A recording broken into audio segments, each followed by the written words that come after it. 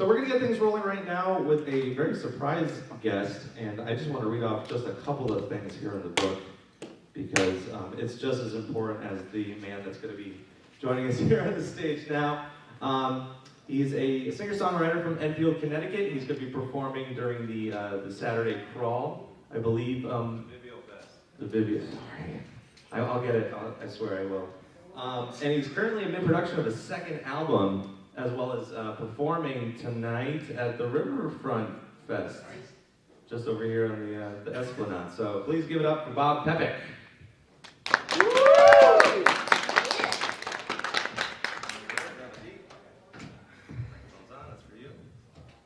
Hello. Howdy. So I am Bob Pepek, and as he did say, I am almost a surprise guest. I mean, they really did just pull me off the street out of my box, and here to help you guys out tonight with a performance tonight at the Riverfest, and as well as tomorrow over at the Downtown Tavern. But so what do you want to know? You want to know a little about me and. So I think what we're going to do is we're going to open up questions right now. Feel free to speak very loudly and clearly. If not, I will give you this really loud microphone, so you're absolutely loud. So we'll open it up to questions right now. Joe Cirillo, GameAccess.net. Nice to see you. Nice to meet you. How difficult is it in this day and age to record a new album? Well, as a singer-songwriter, it's never easy. It's one of those things where, as a solo act, usually you're putting out the money for everything. It's one of those things where it's not like you're in a band. You can split things 5 ways with a bassist, drummer, everything like that. Everything comes out of your pocket. In this day and age, with the digital age, it's a little bit easier to record at home if you really need to. You like how I hold this like a rock star, like. Sorry. So yeah, no, but it gets a little bit easier to be able to record at home. I am an audio engineer, so for a job, I actually do audio for film and TV. I work with a lot of the Lego Star Wars. We have a booth here called Doodle Pictures. You can find us here at the ConnectiCon.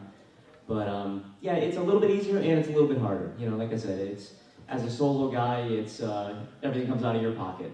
But I guess when you are an audio engineer, it kind of makes things a little bit easier. But no, I'm, like he said, like Rob said, I'm recording my second album down in Nashville right now with my producer down there, which is coming out great. It's my first full-length album called Pratfalls and Curtain Calls, which is a lot of fun. We're using a lot of A-list musicians, like studio musicians, which is incredible because I'm working with some of the best musicians in Nashville. However, the problem is like, how the heck am I going to replicate this stuff live when I get up on stage? Because now I have to pull in like some pretty incredible talent to replicate it live. So, yeah, I mean, recording is great. I just released a single. I just finished recording out here in Upper Mass, out in Greenfield, which is now on iTunes, Amazon, all those fun, happy social networks. So, or social distributors. Digital distributors, not social. Well, I guess it depends on how you look at it, right? Facebook, Twitter, and stuff like that. And all those fun places. So yeah, my new single is called Down Here that I just released 2 weeks ago, and I had it mastered out at Abbey Road Studio. So I was pretty excited about that. It was under the hands of one of the engineers that worked on the Beatles and a lot of bigger name acts. So yeah, pretty excited about it. Cool. Do you have a question here in the front? Yeah, JMZ, podtrash.com. I'm Zach. Do you, like, now that it's 2015, there's a lot of digital stuff, do you think it's easier for musicians starting out today to get exposure and to turn a profit from their music than it was in the past? Or do you think it's more difficult now to, for a musician to make a living or turn a profit off of their own, their music nowadays? Absolutely, Zach. I think it's a great question. Actually, yeah, I think it's a lot easier for musicians to branch out and get out there. However, at the same time, it can be difficult now that it's a flood of singer-songwriters because it's so easy to do now. When you have services like Fiverr that will offer a service for $5 where they'll promote your music, your single to hundreds of thousands of people on their network for on Facebook, Twitter, everything like that. So I mean, it's a lot easier in today's day and age for a musician to get their name out there and stuff like that. However, I see it being kind of difficult now that it's so easy that a lot of people are doing it. So to be able to stand out, to find your niche is a little bit more difficult. Makes sense. Any more questions? Okay. Bob, what time are you going to be playing tonight, and whereabouts? Tonight I'm going to be playing the Riverfest at 7 o'clock. Haven't exactly been told yet whereabouts. I guess I'll just be walking about, singing to people, serenading damsels in distress, I guess. What is the worst thing about live performance? Like all these rock guys say that that's the best thing about being a musician, but what is like? There's got to be something bad. Nothing can just be great. I mean, even sex has its drawbacks. You're tired. Absolutely. So everything. Even the best things in life have a negative aspect. What is the negative aspect of live? You know, it's funny you bring that up, because the one thing I told Amelia I did not want to talk about was my sex life. Next question then. Yeah, perfect.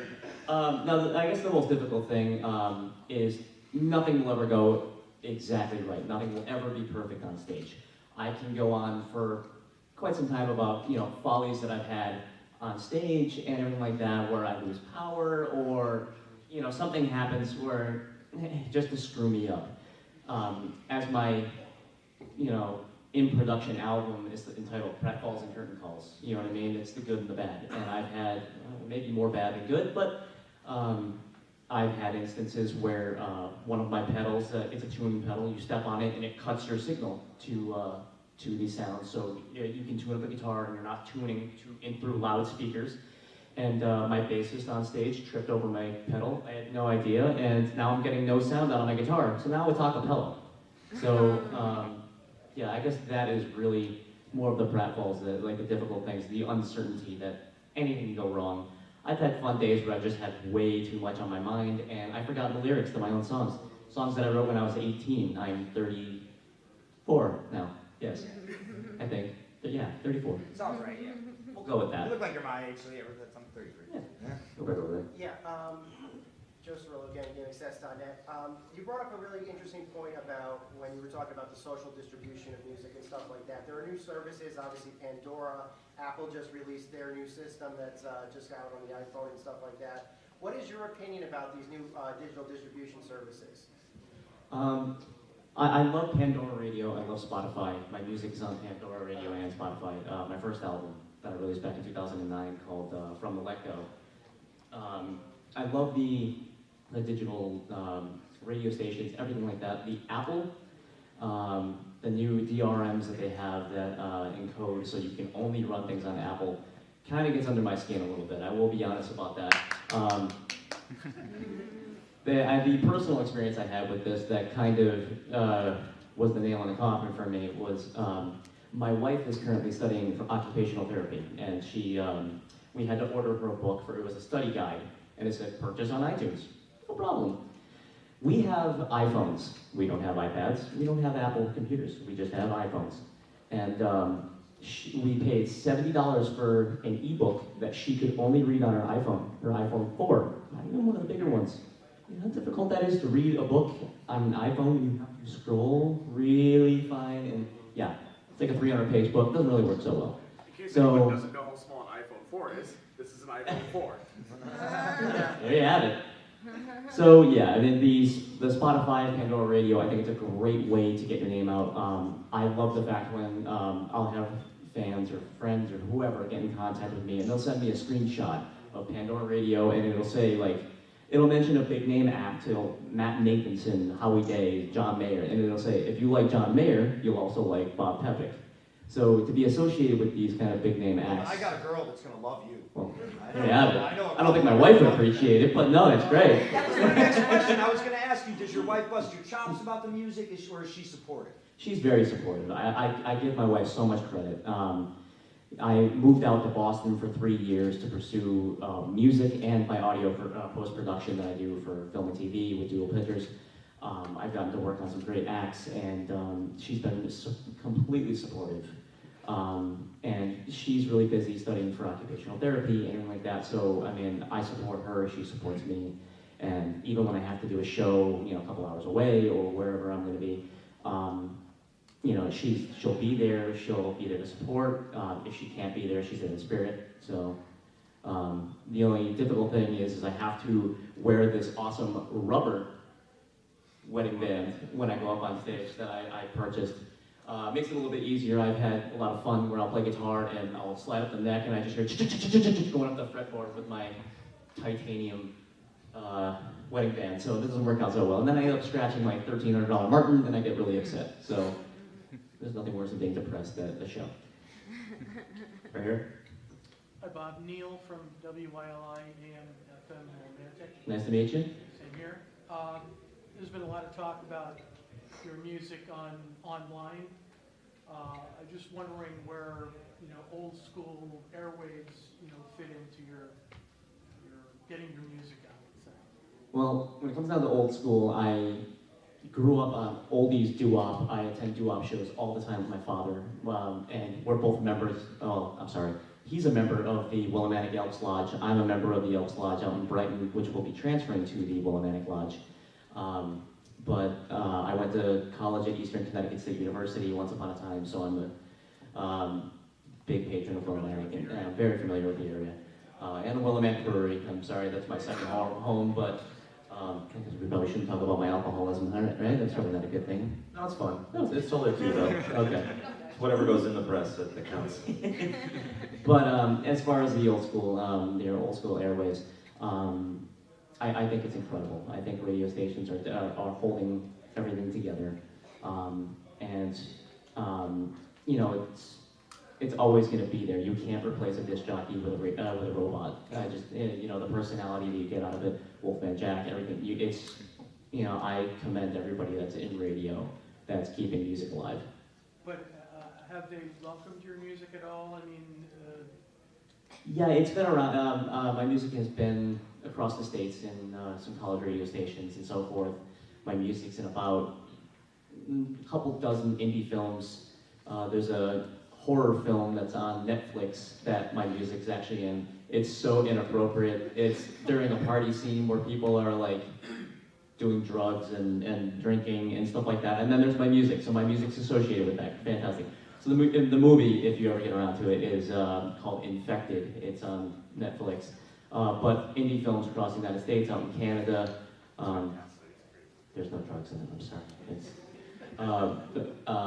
No, so it's in a handful of indie films across the States. It's been out in Canada. So, I mean, it's out there. It's just, I don't think I've hit the mainstream yet. I mean, my music was actually on Kiss 95.7 for a week. This was after the release of my first album in 2009, where they played my song from my first album called A Little More for a week straight, and proceeded to call me Bob Pepek for a week straight. That was a blast. So anywhere I went, I had people, oh, you're Bob Pepek. And it's Pepek, but yeah, no, cool. So. Did you consider changing your name to Pepek after that? It's been noted so many times that it's been Pepek that I've often considered that. Very few people know, and I guess I'll open it up to the public to let people know that the few people that know this have also made this known at my show. Oh, well, his last name means belly button in Polish. Great, well, thank you for that. I mean, now everybody else knows. So if you need to know, Pepek means belly button in Polish. So I swear to this day, one day I will perfect a fuzzy navel drink. I will perfect it to my own ingredients and call it the Fuzzy Pepek. I think we got time for one more. Calvin Williams, Full Coverage Writers. You say you've done quite a few audio engineering gigs for movies and different things like that. Which project has stuck out the most for you, and why? Let's see. Well, for about 3 years when I was living in Boston, I was trying to work hard. I went to Berklee College of Music for film scoring, write music for film and TV. And I was doing internships left and right, and I ended up landing my first big TV gig that I was excited for. I was the dialogue editor and part-time sound designer for a NBC kids show, a preschool show called Astro Blast. And it's still on TV, you can still find it on Saturday mornings at 10 a.m. So keep an eye out for that, because it's great when the credits go like 9,000 miles per hour, and for that split second that your REM catches Bob Pepek dialogue editor, it's in there. So I mean, that was the most fun. It's so whimsical, to work on a preschool show and stuff like that. So that was a blast. And currently, I also I work for, as I mentioned before, an animation studio based out of Enfield, Connecticut, called Doodle Pictures. And yeah, so we have a booth at ConnectiCon, and we do a lot of the Lego Star Wars stuff. And nothing touches me closer to home than working on Star Wars, working on one of the biggest franchises in the world. And you know, just to be able to create the sound effects, having sound effects that, you know, I'm authorized to use by, you know, LucasArts and stuff like that. So it gets me a little giddy, like a little schoolgirl, that I get to work with Chewbacca sounds and, you know, R2-D2 and stuff. So I think that has to be my absolute favorite, is working on the Star Wars stuff. Awesome. Is that where you're going to be most to all this weekend? For the most part, yeah. Apart from setting up a cot and staying here, yeah, I'm going to be here pretty much the entire duration of the weekend. Can we find you on Twitter or anything like that, or? You can find me on bobpepek.com. You can find me on Twitter, is, you know, twitter.com/Bob Pepek. My Facebook music page is Bob Pepek Music. I mean, you can even contact my personal page. We can be friends. It's just Bob Pepek. How do you spell Pepek? Pepek is P-E-P-E-K. It's like Peppy with a K at the end. Very good. And so thanks for joining us. Everybody give it up for Bob Pepek. Thanks for having me.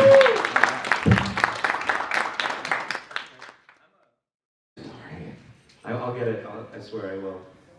And he's currently in mid-production of his second album, as well as performing tonight at the Riverfront Fest, just over here on the Esplanade. So please give it up for Bob Pepek.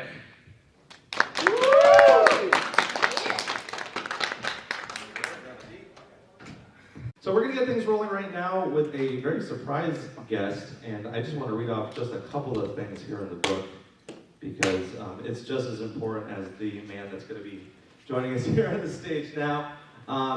He's a singer-songwriter from Enfield, Connecticut. He's going to be performing during the Saturday Crawl, I believe. The Vivio. How difficult is it in this day and age to record a new album?